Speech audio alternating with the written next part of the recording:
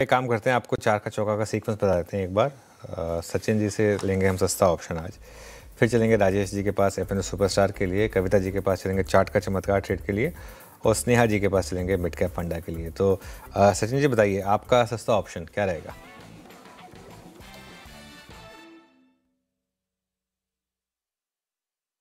यहाँ पर आईटी में ही ध्यान देना है। वहां पर मुझे लग रहा है कोफोर्ज में जिस तरीके से फॉलो थ्रू एक्शन अनफोल्ड हो रही है, तो कोफोर्ज लिमिटेड का जो 1700 का कॉल ऑप्शन है उसमें खरीदारी करने की सलाह होगी। लगभग अराउंड 86 के आसपास फिलहाल ये ट्रेंड हो रहा है। स्टॉप लॉस आपको 72 पे लगाना है। हो सकता है कि अगले कुछ दिनों में एक अच्छी स्पॉट इसमें नजर आए। लगभग अराउंड 130 से लेके 142 ये दो टारगेट्स के लिए लॉन्ग पोजीशंस बनाने की सलाह होगी कोफोर्ज के 1700 के कॉल ऑप्शन में। ओके, कोफोर्ज की 1700 की स्ट्राइक 86 पे अवेलेबल है, आपको बाय करनी है। इसमें शॉर्ट कवरिंग हो रही है, यानी ओआई शेड हो रहा है। मंदड़िया बैकफुट पे यहाँ पर। राजेश जी, आपका एफएनओ सुपरस्टार। वीरेंद्र जी देखिए, एक स्विंग ट्रेड मिल रहा है, वो है एयू स्मॉल। इसको कल भी मैंने रिकमेंड किया था। मुझे लगता है यहाँ पे अभी भी स्ट्रेंथ है, रादर एक फ्रेश ब्रेकआउट है। राइजिंग चैनल का ब्रेकआउट मिला है जिसका टारगेट बनेगा करीबन 805 से लेकर 810 का। सो एट ए लेवल ऑफ 793 790 के आसपास एक सप्लाई था, तो हमारा स्टॉप लॉस होगा 787 का, और बाय करेंगे AU small finance bank 805 810 target area. AU small finance bank Manas ji ने भी क्विक सिंगल्स के लिए पिक किया। अभी एफएनओ सुपरस्टार के लिए राजेश जी के पिक, और अच्छा मूव यहाँ पर देखने को मिल रहा है। चार्ट का चमत्कार लेते हैं अब कविता जैन जी से। कविता जी बताइए, आपका चार्ट का चमत्कार।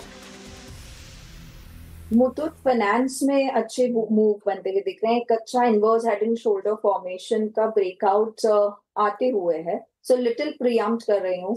अपसाइड मुझे लगता है वंस ये काउंटर 3290 के ऊपर निकलता है तो अच्छे मूव एक्सटेंड होते हुए दिख सकते हैं। 3350 3360 के प्राइस टारगेट के लिए इन दैट सिनेरियो बाय करना चाहिए, एंड स्टॉप लॉस मेंटेन करें 3250 काइंड ऑफ। मुथूट, ये हो गई कविता जी की पिक। स्नेहा जी, आपने क्या पिक किया मिड कैप फंडा में?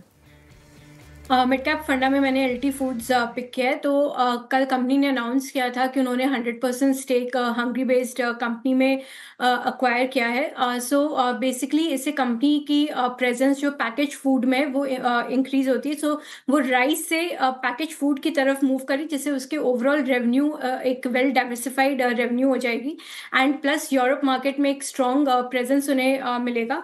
सो दो उनकी राइस एक स्ट्रॉन्ग फोटे है, एंड राइस पे एक्सपोर्ट अपॉर्चुनिटीज काफ़ी इंक्रीज हो रही है, स्पेशली मिडिल ईस्ट में। But at the same time risk diversify करने के लिए कंपनी पैकेज फूड में डाइवर्सिफाई हो रही है, एक मल्टी प्रोडक्ट एफएमसीजी प्लेयर की तरह इमर्ज होना चाह रही है। सो ये लॉन्ग रन में काफ़ी पॉजिटिव रहेगा कंपनी के लिए, एंड वी आर एक्सपेक्टिंग कि जो ओवरऑल इनकी प्रॉफिटेबिलिटी है उनको काफ़ी अच्छी बूस्ट मिलेगी। सो नेक्स्ट 2-3 ईयर्स पर्सपेक्टिव से 25% अर्निंग्स का अगर एक्सपेक्ट कर सकते हैं, एंड स्टॉक काफ़ी अच्छा करेक्ट भी हुआ है रिसेंट में। सो एक अच्छी बाइंग अपॉर्चुनिटी है ये लेवल्स पे।